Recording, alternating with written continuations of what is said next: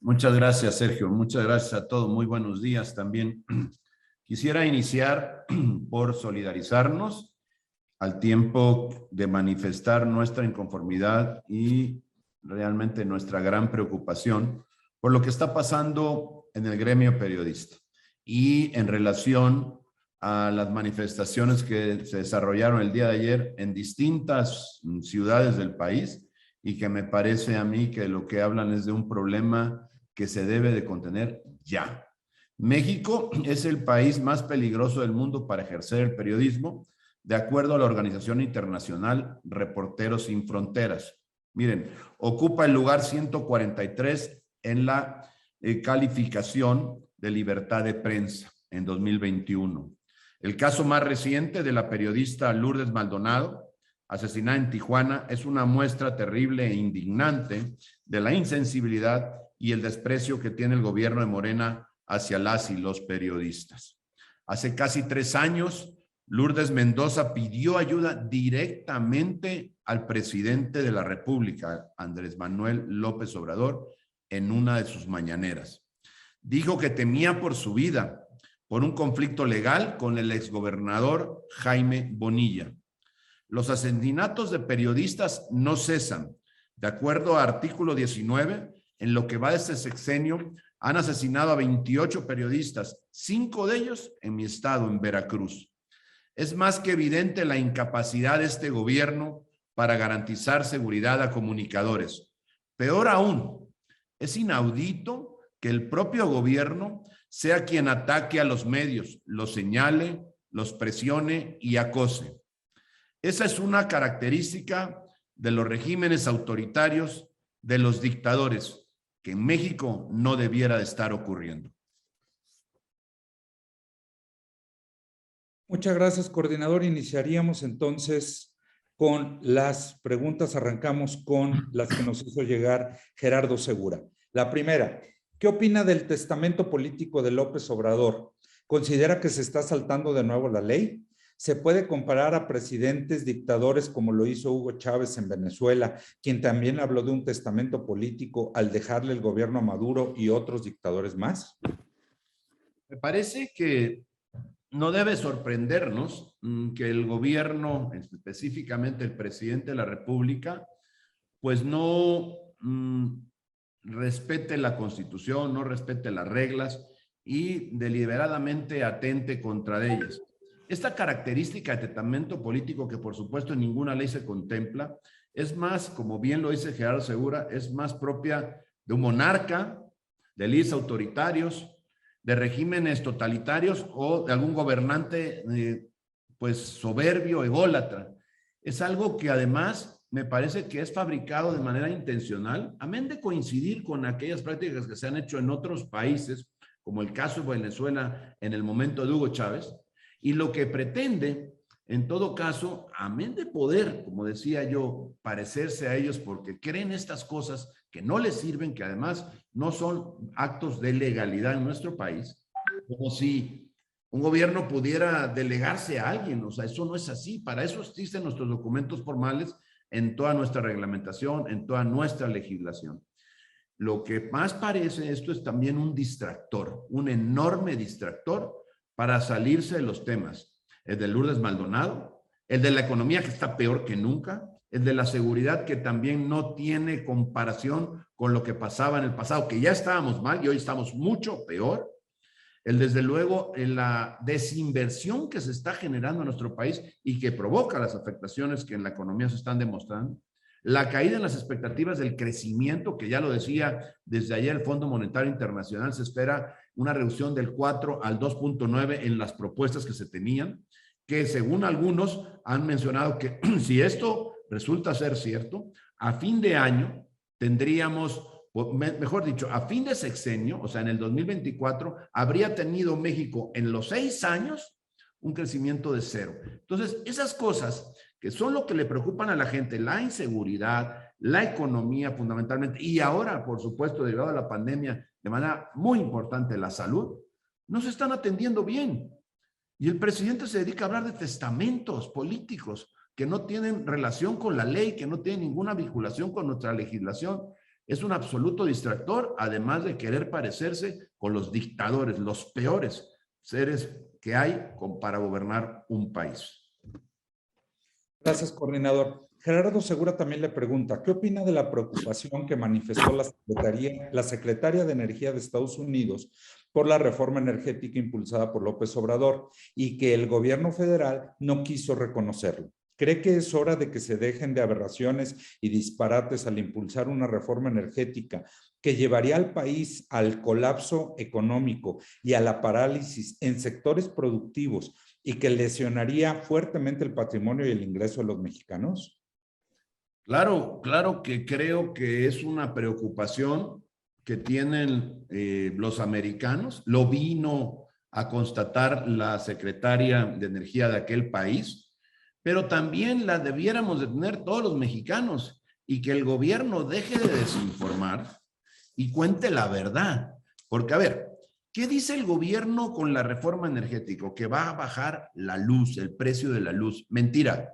Con la reforma que está proponiendo el gobierno no hay manera ni forma de que se pueda argumentar que vaya a bajar la luz. Cuando lo que se construye a partir de lo que están proponiendo hacer sería un monopolio del gobierno en donde dejaría a empresas que hoy producen energía eléctrica en este país, que es más barata que la que produce el gobierno, pero además es más limpia, de fuentes renovables como el sol, como el viento, y entonces lo que tendríamos es que consumir la energía solamente la que produce el gobierno, porque así lo establece, al día siguiente, en toda la iniciativa, al día siguiente en el que entre en operación esta reforma, serán de alguna manera cancelados todos los contratos con privados. Entonces no habrá energía que no sea aquella que produce la Comisión Federal de Electricidad. Eso lo dice de manera literal la iniciativa. De forma que no podemos pensar en que esto pueda ayudar. Y claro que están preocupados, porque además déjenme decirles algo a Gerardo Segura y a todos, por supuesto. No es solamente el sector eléctrico el que está en riesgo. Hay que dejarlo claro. México se ha convertido, gracias al Tratado de Libre Comercio, en un país altamente exportador de ciertos productos. Y muchos de esos productos requieren en su proceso de fabricación de energía que sea a partir de fuentes renovables, o sea, de energía limpia, porque se las piden como condición para comprarle esos productos en el extranjero. En otras palabras, si no produces lo que vendes con un componente que ya está regulado de energía limpia, entonces te sometes a un castigo y no te pueden comprar ese producto. Y lo que estaría pasando con México, no solamente en el energético, sino por ejemplo, en la industria automotriz, incluso hasta en la industria aeronáutica, que ha sido algo que se ha destacado en los últimos años aquí en México. Esos componentes, como no llevan una parte de su producción a partir de energías limpias, no tendrían mercado en otro lado. ¿Y eso a quién pegaría? A las empresas que están radicadas en México, muchas de ellas, por supuesto, de capital mexicano, pero algunas también de capital extranjero, capital americano de los Estados Unidos, y que por supuesto preocupa a aquel país y a sus autoridades, porque entonces caerían en una situación muy complicada económicamente. Es una regresión esta propuesta de reforma eléctrica. Desde luego, con el PAN no cuentan para pasar algo así. Gracias, coordinador. También Gerardo Segura le pregunta, Transparencia Internacional ubica a México entre los países más corruptos del mundo. Esto desenmascara a López Obrador, quien refleja que no ha hecho nada por acabar con la corrupción y al contrario la tolera y la encubre. ¿Qué pediría para que López Obrador se ponga a trabajar para acabar con la corrupción, comenzando por sus cercanos y sus colaboradores? Pues lo primero, que el presidente deje de mentirnos. México sigue siendo, iba a decir igual de corrupto, no, yo creo que es más corrupto que antes. Porque fíjense, 8 de cada 10 contratos se entregan sin licitar. Empresas fantasmas, ¿cuántos hemos oído? En el sexenio anterior, si se oyeron, estábamos mal, hoy estamos mucho peor, hay más. ¿Cuántos familiares cercanos al presidente están relacionados con estos contratos, con situaciones que la verdad no se explican y no hay ninguna sola investigación? Somos de entre los países de los más corruptos. En una medición de 180 evaluados, somos el 124. Lo que tiene que hacer el presidente es dejar de decir que se acabó la corrupción y ponerse a trabajar en que se acabe verdaderamente. Porque hoy lo que tenemos es que la corrupción, por supuesto que frena el desarrollo del país, complica todas las operaciones en la nación y también decir, el encubrimiento y la omisión también es corrupción y hay mucho encubrimiento y mucha omisión en este gobierno en todos sus niveles y en sus distintas áreas. Gracias. Finalmente, Gerardo Segura pregunta, ¿qué llamado haría para que este gobierno deje de atacar al CIDE y a las instituciones de educación de libre pensamiento? ¿Cómo oponerse a la destrucción que se pretende hacer de estas instituciones?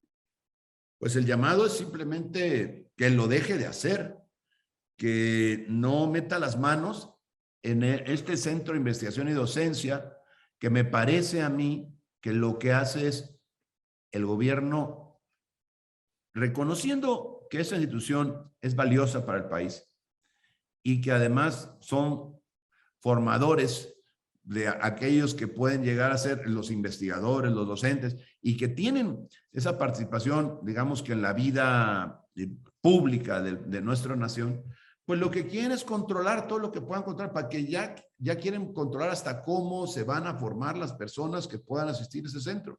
Y a partir de ahí, pues lo que quieren es tratar de implementar ciertas políticas a partir de los mandos ejecutivos en estas dependencias, como el CIDE en este caso particular, y pues generar esta condición de que no piensen aquello que el gobierno no quiera que piensen. Como está pasando, por ejemplo, con las estaciones de radio, en donde hay estas reformas que además la Corte aparentemente, bueno, avala, ¿no? Aparentemente, y en donde quieren pues ya ir a una línea en la parte editorial de las estaciones de radio que me parece absolutamente inconstitucional. La Corte sé que lo avaló, pero yo sigo insistiendo en que esto es algo que no debiera pasar en el país y que la Corte en absoluta libertad debió de haber rechazado. No puede ser que ahora se tenga que meter en un solo carril a todas las estaciones de radio y que puedan distinguir entre lo que piensa el comunicador, lo que es la parte editorial, lo que es comunicación, pues que la gente tenga la oportunidad de decidir cómo se quiere informar y a través de qué medio se quiere informar. Eso es lo que debía de ser en una absoluta libertad. El presidente habla mucho de las libertades, pero no profesa su gobierno esa misma preocupación. Solamente es retórica, como en muchos otros temas, lamentablemente. Y en el CIDE se le está haciendo un enorme daño a esta institución y, por supuesto, a la vida pública de nuestro país. Gracias, jefe. Silvia Arellano te pregunta, al no aplicar vacunas contra COVID-19 para menores de 5 a 11 años, este biológico ya se vende en el mercado negro en Tlalnepantla, en una casa que opera como centro de vacunación anticovid para niños y adolescentes. ¿Hay corrupción de las autoridades o cómo ingresan estas vacunas? Desde el Senado se pedirá una investigación y sanción para los responsables. ¿Se corre el riesgo de que los padres busquen en redes este tipo de vacunas para proteger a sus hijos y paguen más de 3,000 pesos por una sola dosis? Miren, este problema que se está dando tiene una explicación, porque es la consecuencia de dejar a un funcionario de la salud al frente de la estrategia de la pandemia. Un funcionario que claramente lo podemos señalar, ha resultado inepto, ha resultado altamente insensible. Y claro, esto genera los incentivos para que se lucre con la preocupación de la gente. Porque, por supuesto, muchas familias quieren proteger a sus hijos. Eso es natural, eso no se les puede juzgar ni acusar por intentar protegerlo. Y si ven que su gobierno, como este, no está otorgando la posibilidad que en otras latitudes del mundo sí se está haciendo, pues buscan cómo hacerlo. Y esto provoca o genera incentivos para que se haga este mercado. ¿Debe investigarse? Por supuesto que debe investigarse. Debe de saber cómo se están desarrollando esas actividades, quién las está llevando a cabo y garantizar que efectivamente la vacunación pues sea pues la correcta, porque eso es otra cosa. que al final ni siquiera se sabe, como es un asunto que ocurre pues, en el mercado negro, porque en México está prohibido indebidamente, pues resulta que pues están provocando que hasta pueda ser dosis de vacunas que ni siquiera cuenten con el cuidado adecuado para poderlas aplicar a las personas. Entonces está poniendo no solamente la cuestión del mercado y la irregularidad de venderlas al precio que las venden, sino además la posibilidad de que pudieran estar en malas condiciones y afecten la salud de los niños. Imaginémonos nada más eso. Entonces, se tiene que investigar, se tiene que lindar responsabilidades, pero también el gobierno tiene que entender que debe de quitar ya a esta persona que no sirve al frente de la pandemia y que provoca en parte, o en una buena parte, esta situación de desesperanza, de gran preocupación de las familias, y por eso recurren a este tipo de actividades que no tendrían por qué, si hubiera vacunas para niños, no tendrían por qué los padres de familia acudir a este lugar y pues tener que pagar estas cantidades desproporcionadas por una dosis. Gracias, coordinador. Tenemos 3 preguntas sobre el caso Salmerón. Te las voy a hacer juntas si nos ayudas con una respuesta. La primera es de Adrián Ojeda. Te pregunta, ¿qué opinión le merece el hecho de que la canciller de Panamá esté dejando entrever el rechazo al nombramiento de Salmerón como embajador de nuestro país en aquella nación? Posteriormente, te pregunta sobre el mismo tema. Permíteme. Yaret de la... Víctor Mayén te pregunta que AMLO advirtió hoy que no va a reconsiderar el nombramiento de Pedro Salmerón como embajador de México en Panamá. Tu opinión, por favor. Y la última, perdóname, es de Yaret de la Rosa sobre el mismo tema. Te pregunta, ¿cuál será la posición del PAN sobre la ratificación de Salmerón si llega a proponerse como embajador y cómo votarán en la comisión los panistas? Gracias. Empezaría por la última pregunta. ¿Cuál es nuestra posición? Y nuestra votación sería en contra por todo lo señalado ya, porque es una persona que tiene acusaciones. Hoy el presidente en la mañanera habla de que no se haga politiquería, que son personas que, no han sido juzgadas. Ciertamente no han sido juzgadas por su gobierno, por cierto, pero además lo que hay que decir es que sí han sido denunciadas. Hay denuncia. ¿Qué más le podemos pedir a un ciudadano, a una mujer, que se duele la actitud de una persona que denunciara? Ya hay denuncias formales, ya existen, más de una, que están presentadas y que ameritarían, desde luego, una investigación para saber si es la persona adecuada o no. También hay señalamientos cuando fue docente en el ITAM. También hay señalamientos de mujeres, de jóvenes estudiantes que ahí estudiaban y que también lo señalaron. Eso mínimo ameritaría una investigación para que se pudiera estar en condiciones de, pues, designar o no a una persona como él. Entonces yo creo que el presidente malamente a priori descalifica simplemente porque pues es su cercano, es una persona de confianza, pero desde luego no es alguien que pueda ser representante de México en ninguna parte del mundo, por lo menos con las acusaciones que le pesan, porque no son cualquier cosa. Estamos hablando de acoso sexual. Y entonces, por supuesto que la Embajada de Panamá o el gobierno panameño, perdón, pues dice, manda un comunicado. Ayer yo vi la nota de las autoridades de aquel país en donde pues no quisieron decir qué decía la carta, pero que la habían mandado, ellos dijeron que la habían mandado ya desde el lunes. Y qué raro que si ellos hubieran dado su beneplácito para nombrar a Pedro Salmerón como embajador de Panamá, pues todavía hoy miércoles el presidente diga, pues no sé qué contiene la carta, cuando es materia de una noticia importante para el país, no de ahora, de hace ya varios días. Contesta desde el lunes la Embajada de Panamá y el presidente hoy en la mañana dice, no sé qué dice la carta. Yo no me la creo esa. Por supuesto que sabe lo que dice la carta. Lo que pasa es que no nos quiere decir, quizá, y aquí siento el terreno de la especulación, quizá porque la carta dice que no le da el beneplácito y están viendo si hay alguna otra forma de resolverlo con ese país.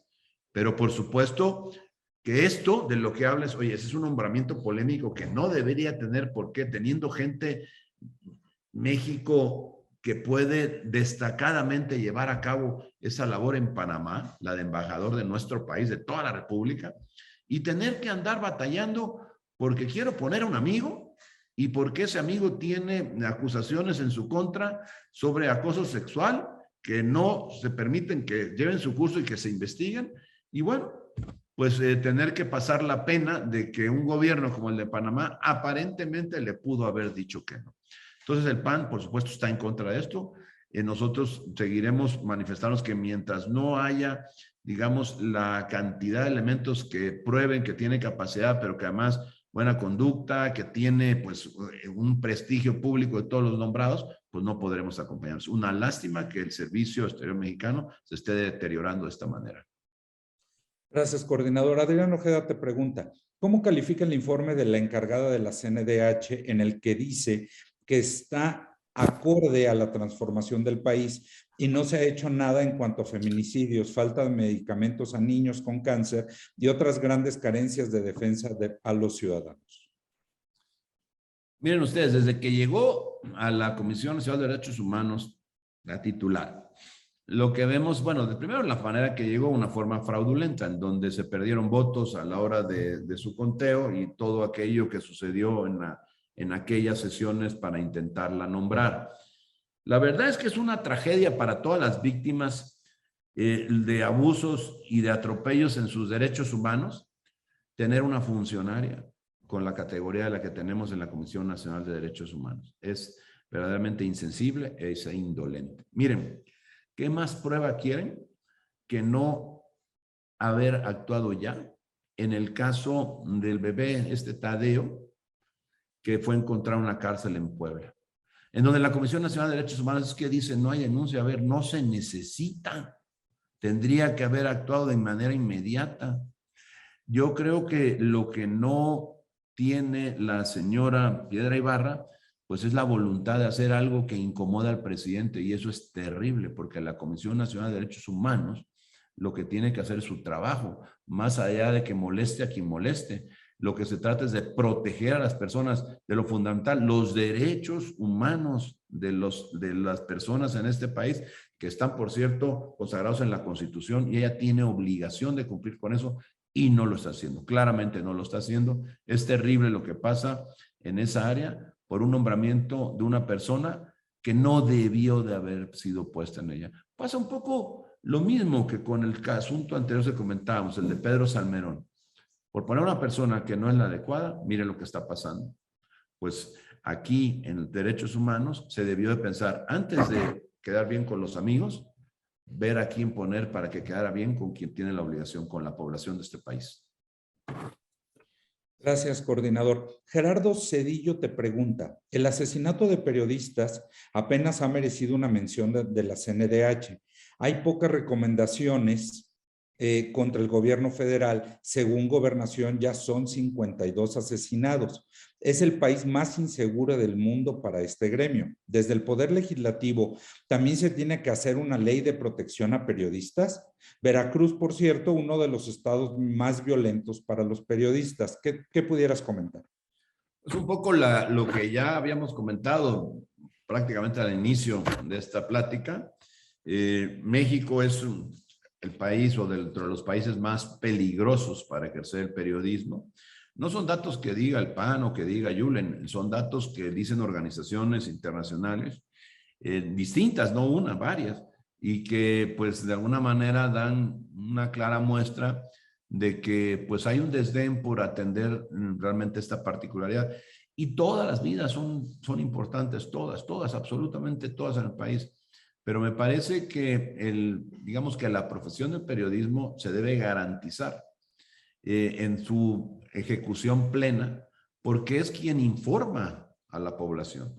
Y entonces, claro, de repente quienes informan a la población tienen que informar de cosas que no gustan a algunos sectores, incluso en algunos casos a los gobiernos, y bueno, tienen que correr riesgos. Pero esos riesgos no deberían en ningún caso suponer la posibilidad de la pérdida de su vida. Esto es algo inadmisible, se tiene que corregir. Y efectivamente, en Veracruz estamos también metidos en esa problemática. En Veracruz tenemos de los 28 periodistas asesinados en este año, que estamos en enero apenas, 5 de ellos son en Veracruz, 5 en Veracruz. Y pareciera que en el gobierno de allá, del estado de Veracruz, pues no le dan la importancia que amerita este asunto, porque no se ven actividades claras tratando de impedir esto que está sucediendo. Lo que tenemos es que resolverlo, tenemos que atenderlo, pero sí, de repente esto donde se desdeña, donde no se le da la importancia, que el mismo gobierno a veces sea el que ataque, el que presione, el que cuestiona a los medios, pues claro que abre puertas para que puedan atentar contra ellos, y eso debe de ser exactamente al revés. Gracias. Mayolo López te pregunta, Santiago Nieto mintió sobre el costo de su casa. Costó 28 millones y no 24 como había dicho. Por favor, una consideración. Y también te pregunta cuál sería la agenda del grupo para el próximo periodo. Muy bien. Respecto al tema de Santiago Nieto, yo lo que creo es que en ese caso, como en todos, la autoridad tiene que actuar con apego a la legalidad. Que se investigue con absoluto profesionalismo, desde luego con total imparcialidad, y que también no se generen espacios para persecución. Y no digo que la haya en este caso, ¿no? Pero yo digo el deber ser. Que tampoco con estas excusas de investigar con profesionalismo, con imparcialidad, pues se generen espacios para persecución, ¿no? Lo que hay que hacer es, lo primero, que guardando el Estado de Derecho, lleguemos a conocer la verdad de cada uno de los casos y que en todo, si así procede, el presentar quejas, presentar denuncias y pues tratar de esclarecer y llevar ante la justicia a alguien, pues que se haga. Nosotros no estamos para pedir otra cosa, en ningún caso, ni en este, por supuesto. Y de respecto al tema de la agenda, pues les podría yo decir que estamos preocupados. Tenemos una agenda importante que se construyó con la aportación de todos los senadores del grupo parlamentario, que fueron, pues, contándonos un poco lo que quisieran ellos promover, y la agenda es muy vasta. Sin embargo, yo aquí mencionaría que la dividimos como en 3 grandes rubros, ¿no? Lo que es la economía, lo que es seguridad y lo que tenemos en salud. Y bueno, en economía tenemos claramente el debate sobre la reforma eléctrica, que ya dije hace un rato, no es solamente en materia eléctrica, tiene que ver con el sector, la economía en general de nuestro país. Hay una afectación y en ello pues estamos inscribiendo algunas iniciativas particulares, además de discutir sobre la reforma eléctrica, que tiene que ver con el trabajo digital, mayor igualdad laboral entre hombres y mujeres, impulso al turismo, la ley de emergencia y recuperación económica que hemos propuesto desde que inició la pandemia, por allá de marzo de 2020. Y es el momento en que no han hecho absolutamente nada. Por supuesto, también estamos pidiendo incentivos fiscales. Algunos de los senadores y senadoras han propuesto incentivos fiscales para detonar la economía. Necesita este país crecer. Y a veces sacrificando algunos impuestos se logra el crecimiento que genera empleos y que por supuesto termina por generar incluso más ingresos que aquellos que perdió por los incentivos. Hay que llevarlo a cabo. El primer empleo para jóvenes también se tiene que, sobre esto hay unas iniciativas muy interesantes que han planteado algunos de los compañeros y que me parece que vale la pena, las presentaremos. Y luego hay otra parte que se está pues esbozando ahí, que es la vinculación entre empresa, educación y estancias infantiles. ¿Para qué? Para que podamos permitirle a las personas que tienen, pues, estas consideraciones que necesitan de una estancia infantil, que están a lo mejor educándose, pues que puedan tener la posibilidad de un empleo. Y ahí es donde se están proponiendo algunas cosas para poder generar este vínculo entre las personas que están en estas condiciones y, por supuesto, las empresas en México. Luego en seguridad, bueno, pues qué decirles, el tema de la Guardia Nacional y que quieran ser militares, eso no puede ser. Lo que necesitamos hacer es buscar por el fortalecimiento de las policías estatales y municipales, de manera absoluta, categórica, porque miren, lo que lleva en la estrategia de seguridad, si es que hubiera alguna, lo único que alcanzamos a ver es que están camino a dejar sin un solo peso de recursos a las policías estatales y municipales, prácticamente al grado de la extinción, para tener una sola policía, una Guardia Nacional totalmente militar, como ocurre en otros países, casualmente, donde están los dictadores impuestos ejerciendo su poder. Así que cuidado con eso, y en todo ello hay una gran agenda de temas que vamos a proponer. Y luego en salud. Bueno, en salud, la vacunación. Acabaron con el Seguro Popular y crearon el INSABI. Acabaron con las brigadas de vacunas, con la vacunación, el sistema de vacunación mexicano, que además merecía reconocimientos en el extranjero, y propusieron una cosa que no ha podido dar un solo resultado. Y ahí tenemos la prueba de lo que está pasando con las vacunas ahora. Y no solamente con las del COVID, con las de otra una gama de vacunas que existen en el sector público, que ya se imponían en México y que ahora se ha perdido la posibilidad de lograrlas.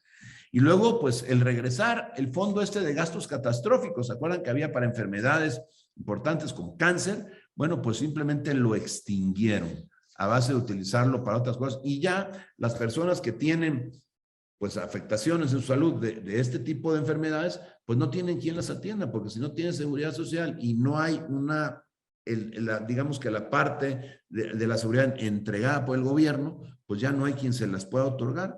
Entonces, lo que estamos viendo es que hay una gran cantidad de cosas que hacer, que estamos por proponer. Por ejemplo, garantizar el abasto, que es un tema que ya no se hablaba de él, ¿eh? O sea, era un tema que sí, el abasto tiene que ser necesario, pero no era un tema dentro de la agenda pública del gobierno, del país, pues, y hoy ya lo es. ¿Por qué? Porque lo han hecho terriblemente mal. El PAN, aquí en la Cámara de Senadores les dijimos desde que inició este gobierno, no pueden llevar a cabo una estrategia de centralización de compras, es un absurdo, va a salir mal. Resultado final, ahí está el desabasto, porque hay una verdadera incompetencia, una verdadera imposibilidad de llevar a cabo la gestión de compras para el sector salud, que es tan importante y que además es tan vasta en el país, y luego pues llevarla a los centros de salud donde tiene que ser entregada. Hay muchos temas que estamos viendo en el tema de salud que van a ser propuestos, por supuesto, en una agenda que tenemos que presentar ya formalmente e inscribirla directamente aquí en las oficinas del Senado de la República. Gracias, coordinador. Víctor Mayén te pregunta, ¿podrá una treintena de senadores de Morena, de los llamados radicales, desactivar la Comisión Especial para Veracruz? Mañana se reúne para este propósito. Yo no, a ver, si habláramos numéricamente, no debería de poder. Explico por qué. Esta comisión que se plantea su formación y su perfeccionamiento ahora en que empieza el periodo ordinario de sesiones, requiere solamente de mayoría simple.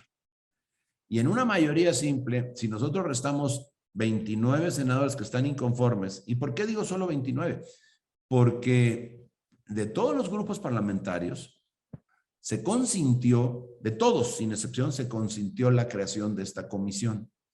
Y en esta comisión, pues estaría, pues prácticamente, al estar todos los partidos políticos y solamente en Morena habría que restarle 29, pues si digamos, restamos 29 al total de la Cámara de Senadores, pues de todas maneras habría mayoría simple suficiente para aprobar la comisión. Por lo tanto, lo que no debemos que permitir es que si estos senadores, estos 29 senadores, deciden desconocer la Comisión Especial para Veracruz, permitir que lo logren. Porque aquí estaríamos permitiendo lo que es evidente, que no les interesa el hacer valer pues, o ser garantes, pues, del respeto a los derechos humanos de las personas que en Veracruz están siendo atropelladas en ellos. Y entonces estaría valiendo más su condición política, su condición partidista. A mí me parece que por ser un gobierno abusivo y represor, el de Veracruz, como se está manifestando ya, se tiene que permitir la creación, porque no podemos permitir otra cosa, pero además, que quede claro que si estos señores, los 29, de alguna manera logran impedir que se crea esta comisión, estarían del lado del gobierno y las prácticas alejadas de la protección de los derechos humanos y totalmente cerca de un gobierno autoritario y represor. Y mostrarían que no son iguales como tanto presumen, no, sino que son peores. Gracias, coordinador. Misael Zavala te pregunta si la disputa interna en la bancada de Morena ha frenado los trabajos de la Comisión Especial de Veracruz, si la oposición tiene los votos suficientes para aprobar la comisión en el Pleno del Senado o se corre el riesgo de que sea sepultada. Ya expliqué un poco eso en la respuesta a la pregunta anterior. La verdad es que pues no tienen los votos suficientes los 29 para impedirlo. Ojalá no se dejen presionar en otros partidos, otras compañeras y compañeros senadores, porque aquí no se está... A ver, ¿cómo dice digamos que la convocatoria que hacen? Convocando a la lealtad, a la 4T y al presidente Andrés Manuel López Obrador. A ver, si eso quieren hacer, que eso hagan. Pero esa lealtad a la 4T y al presidente Andrés Manuel López Obrador, ¿qué tiene que ver con ser garantes del respeto a los derechos de las personas en Veracruz? Nada. Pueden hacer perfectamente las dos cosas. Que sean leales a la 4T, no sé si sirva de algo, pero bueno, que sean leales y que además sean leales al presidente. Pero que también sean leales a la población de Veracruz, del estado de Veracruz, y que pueda hacerse a través de esta creación de la comisión la garantía del respeto a los derechos humanos de las personas que son procesadas en el Estado. Gracias, coordinador. Magali Juárez te pregunta, ahora Morena va por una reforma para disponer de 14,000 millones de pesos de cuentas bloqueadas por la UIF a personas presuntamente vinculadas al crimen organizado.